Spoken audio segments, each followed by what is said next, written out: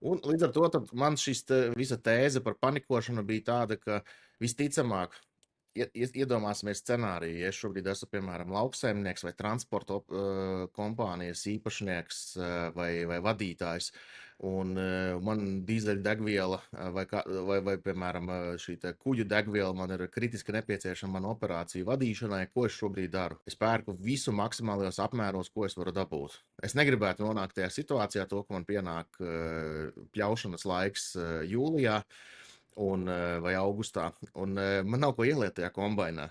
Tad es paļāvos, viss būs normāli, viss būs mierīgi.